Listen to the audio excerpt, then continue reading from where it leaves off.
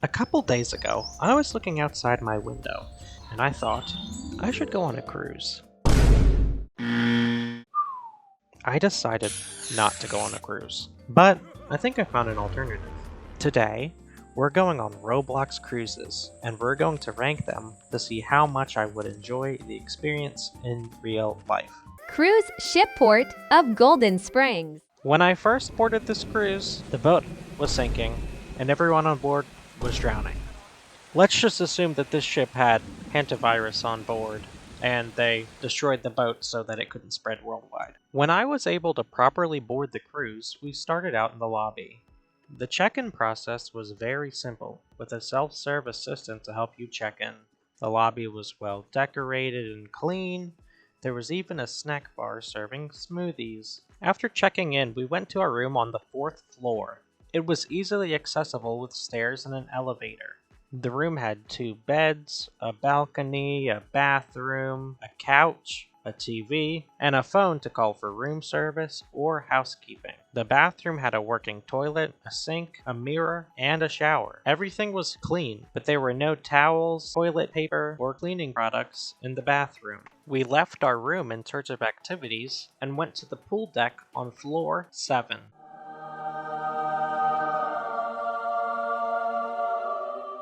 Entering floor 7 was mesmerizing. There was a pool and slides, a zip line, and it was a beautiful sunny day. The first area I entered was the pool. It was very relaxing, even if other guests had left some trash. There were some lounge chairs to lie in, and I even got myself an ice cream cone. I went to the upper deck of the pool area in search of activities, but there were many sections restricted to VIP guests, though I did manage to find this cute airplane. Eventually, I managed to find the zip line, which sent you across the entire pool deck.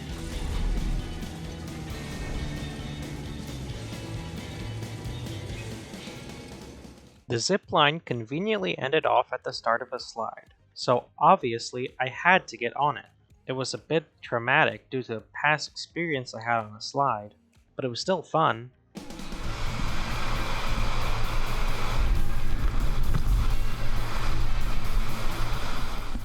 After all the fun, I went to look for somewhere to eat.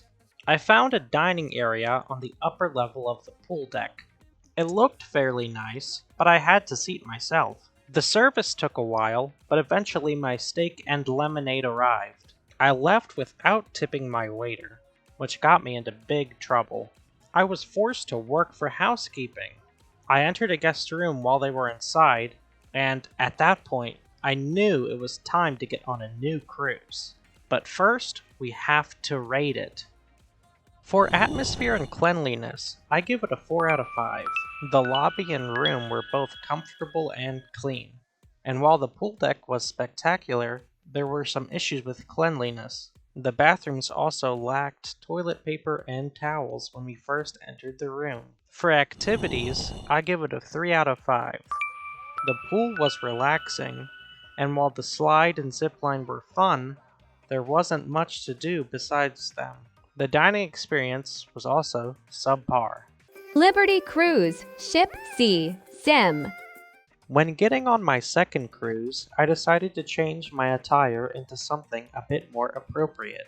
Before boarding the cruise, there's a self-serve kiosk to retrieve your ticket, where you can choose from many different suites. You then must go through security before arriving at a monorail which transports you to the ship's docking area.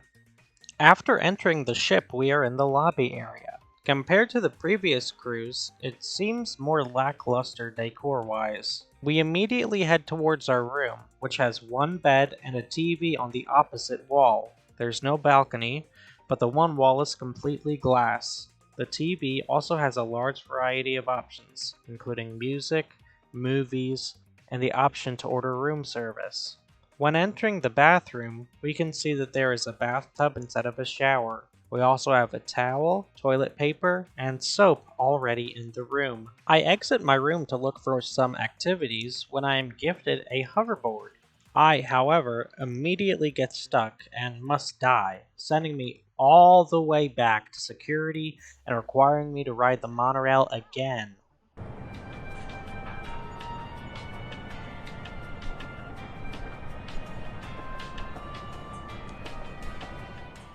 When entering the cruise this time, I immediately start looking for activities. I head upstairs and can immediately see a roller rink. On the top deck of the ship, I am able to find a all-you-can-eat self-serve buffet. I am also able to find a laser tag arena and a gym, which has treadmills, punching bags, and cycling equipment.